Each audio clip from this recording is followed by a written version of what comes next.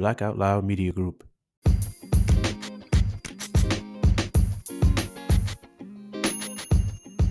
Welcome back to another episode of the Brown Sugar Cafe podcast, the place where poetry meets conversation. I'm your host, Terrence P. Elmore, and before we get into today's topic, make sure you hit that plus sign so you don't miss an episode. Also, please subscribe to my blog, thebrownsugarcafe.blog, and if you find any value in this episode or any other episodes, make sure you leave a heartfelt review. So with that being said, let's get to it.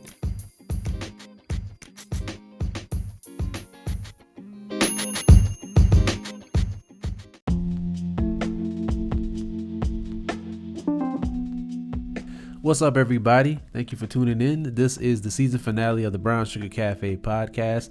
First of all, I want to thank everybody who's been listening so far. If this is your first time listening, please go back. Even if you listened to previous episodes, go back and check out ones that you probably missed. And today we're going to do something a little different since it is the season finale. We're going to do a takeover edition. And I have a very special guest, y'all. Guess who's back? Guess who's back in the house? Hello, everyone. This is me, Deshanna Nicole, and I'm here to interview the Brown Sugar Cafe, Terrence P. Elmore. All right. So let my listeners know what you've been up to since the last time you were on. Well, since the last time I've been on, I started making handmade polymer clay earrings. A couple of months ago, I launched my online shop. It's claybytheway.square.site. You can check me out on Instagram with It's Clay By The Way, and that's what I've been up to. Okay. And those of you who missed the episode she was on, she shared a very lovely poem. Well, I call it a poem. She calls it a blog post. Yeah, it wasn't really a poem. It was good. Okay.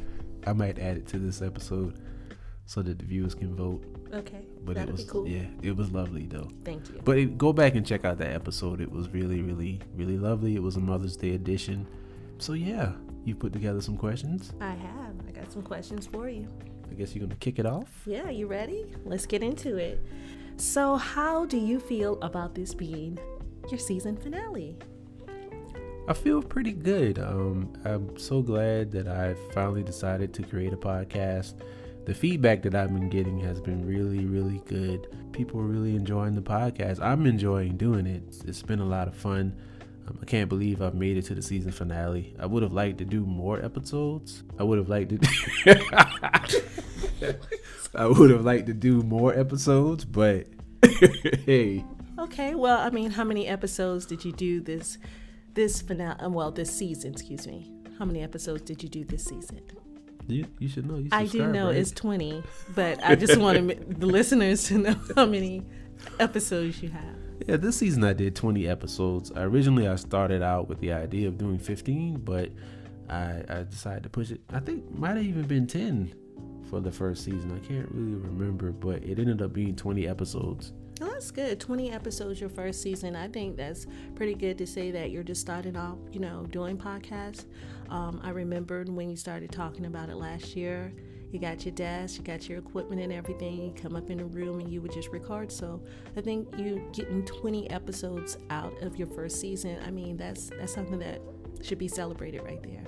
Okay, well, thank you. I appreciate that. You're welcome. All right. So, what are some of the things that you will keep the same with this next season, and what are some of the things that will change?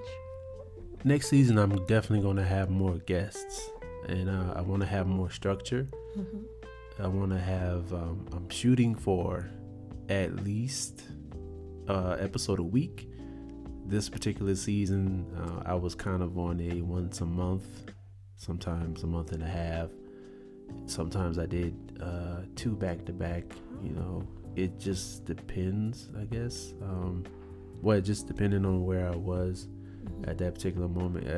And then also I was kind of, juggling other things, of course, with the poetry and writing a book. Okay. Alrighty. Now, when you talk about structure with your podcast, how do you determine and how do you prepare yourself for like the topics that you talk about during your podcast? Is it something like you just come in the room, or you just think about, or like how do you prepare yourself for your topics?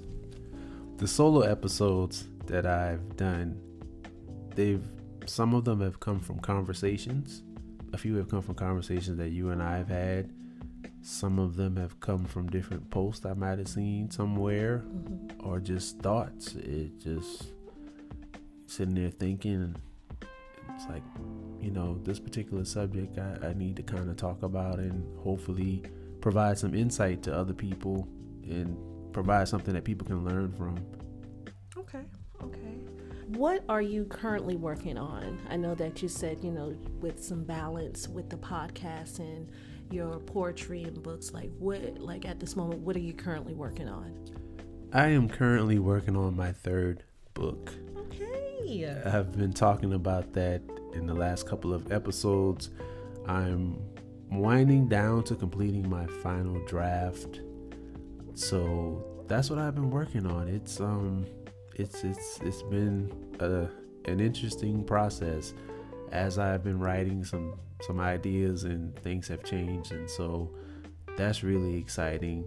So I'm looking forward to getting it completed and actually seeing it down on paper and printed with all of its content and everything that I've put into it. I'm just waiting to see that final product and share it with everybody. Okay, so what is the title of your new book and how did you come up with it? The title of my next book is Pain is Not Our Only Paintbrush. It started from, I guess you could say, because the idea to write another book, it just kind of popped in my mind. I can't even remember. I was just sitting at my desk and I thought about, it's like, I need to write another book that's kind of geared more towards men, because my first two books were love poems and the audience is generally women. That wasn't intentional, but hey, I guess that's more of a reason why there's a need for a book like that to be written by a man, so men can be more expressive with love. But after George Floyd was murdered, I began writing a poem called Familiar Fruit, and it is my interpretation of, it's a modern version of Strange Fruit. Okay. And that poem took me a while to write, and then so many different thoughts and so many different things to process from that incident.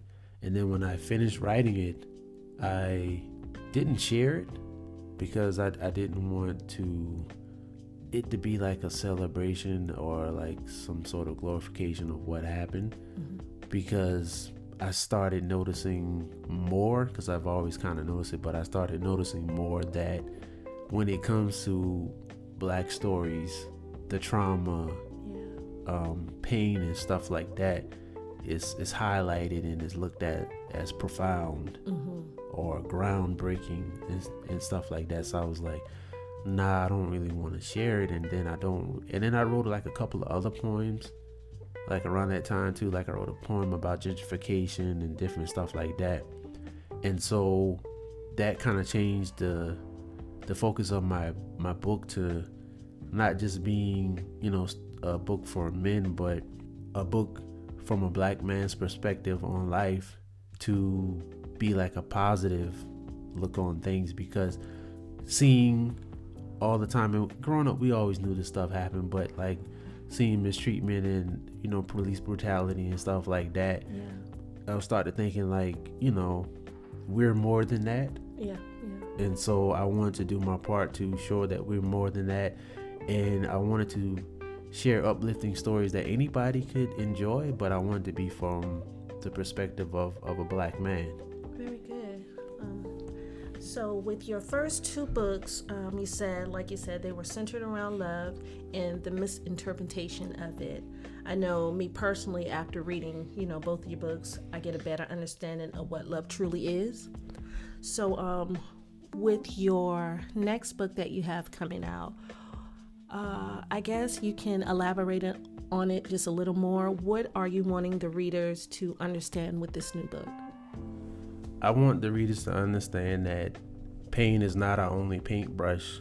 We have beautiful stories that are not just painful stories, that are not traumatic stories. We have, different things like joy, happiness, love, peace, positive things, not the stuff that they like to show on the TV screens, on the news, not this narrative that's painted. So I wanted to show that I'm going to show that pain is not our only paintbrush. There are other stories that we have to share that are positive stories that can be profound, that can be uplifting for everybody.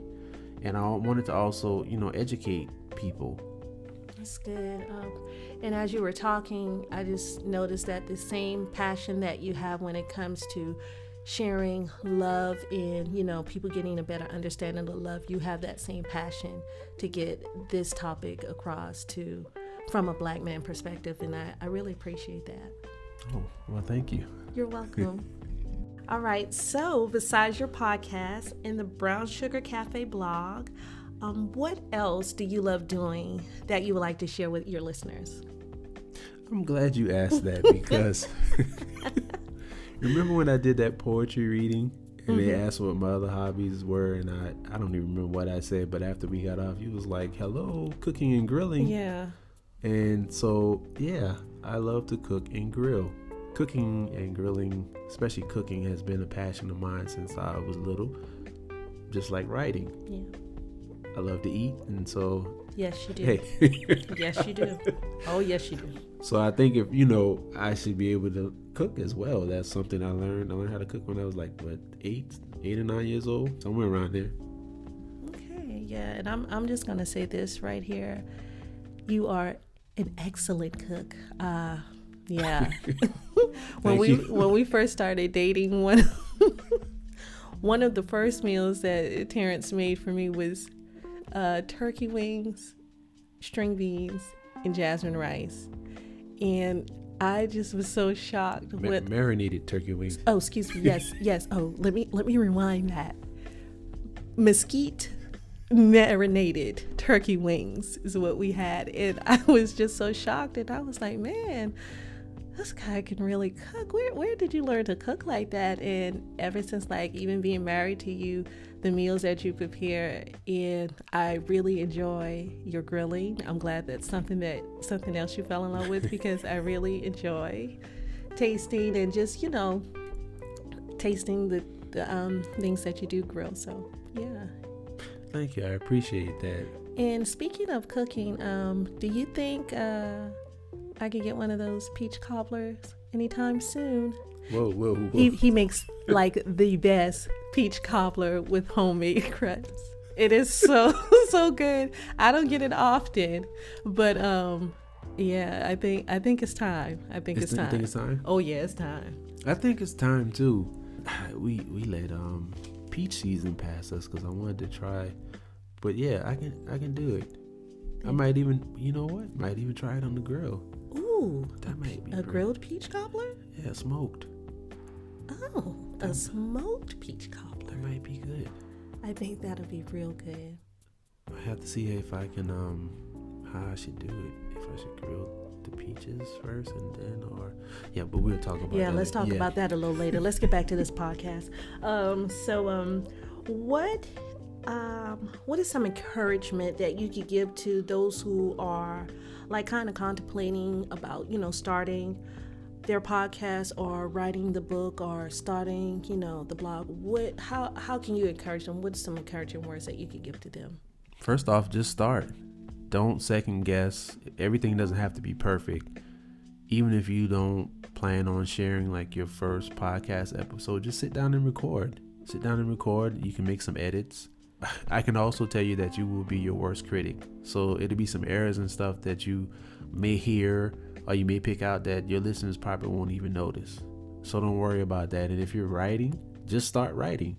Don't worry about punctuation and, using these very articulate words and things like that. Just write. Just get your thoughts out on paper. Just get it out.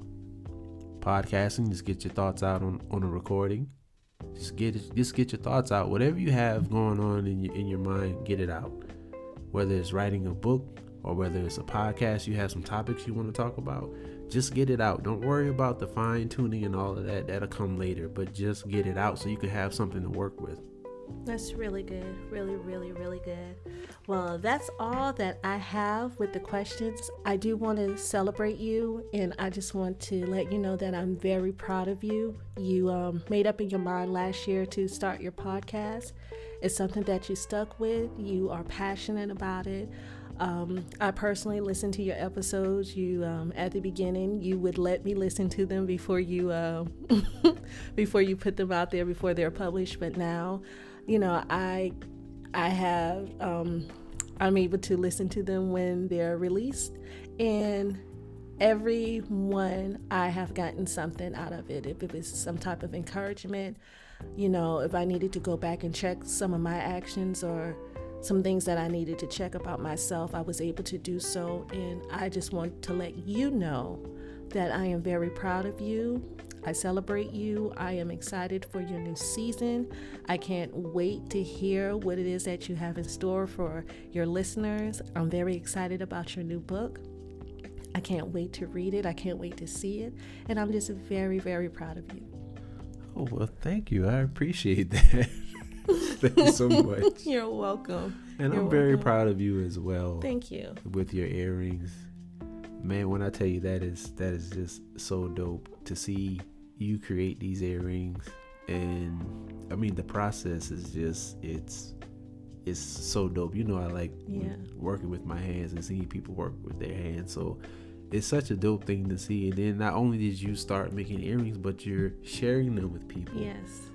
You have a website. Yes. You have product. Yes. So that's really cool. Yes. So I celebrate you and I appreciate you. Thank you. Thank you. And thank you for always encouraging me when it even comes to making the earrings. I appreciate it.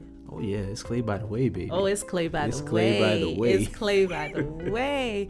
And thank you again for having me on your season finale. Thank you for allowing me to come in and interview you. Thank you. I don't know what comments you all left, but I was able to get back on. Okay. And thank you again, everybody, for tuning in to this episode and previous episodes. You can go back and listen to any episodes that you've missed. Please leave a comment. Also, if there are any episodes that you think might help someone or someone might resonate with, please share that with them. With that, I guess we're out. And before we go, he didn't say it, but with the barbecue, he has an Instagram page, T-Dub Barbecue. Make sure to go to IG, follow him. He posts dope videos with some really dope music on there, showing how he barbecue these things. Thank you for saying that. See, this is why I need you on here. And also, I forgot to shout out, I'm a co-host on the Backyard Pit Masters podcast with Charlie Maverick. Yes. Shout out to Black Out Loud Media Group. We have myself, we have Charlie, we have The Wonderful World of Mr. Rosser. Now we have Digga Jones. Okay. I have everybody's podcast information in the show notes. Charlie has about 10 podcasts he does. Yes, at least 10. So I'll make sure to put all of that in the show notes so y'all can check it out. So until next season, be well, stay blessed.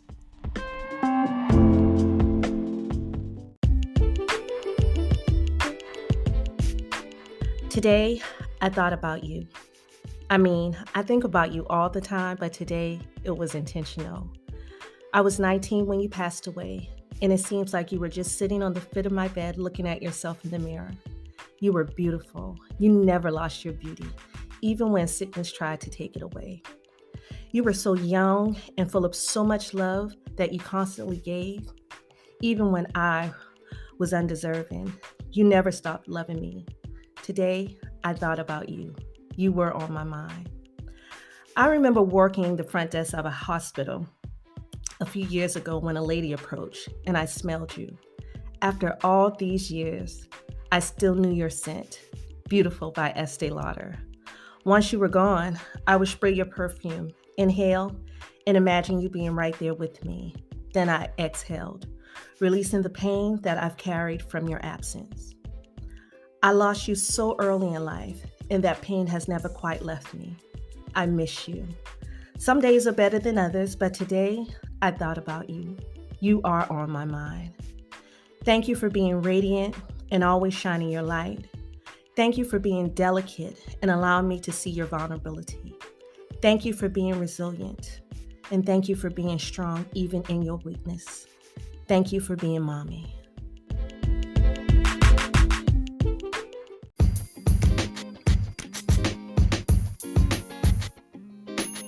Thank you for tuning in to another episode of the Brown Sugar Cafe podcast. Once again, I'm your host, Terrence P. Elmore, and this is the place where poetry meets conversation. Hit that follow button and turn on your notifications so you won't miss an episode. Check out my blog, thebrownsugarcafe.blog. Also connect with me on Instagram at thebrownsugarcafe. Hope you enjoyed this episode, and as always, remember, keep pushing forward.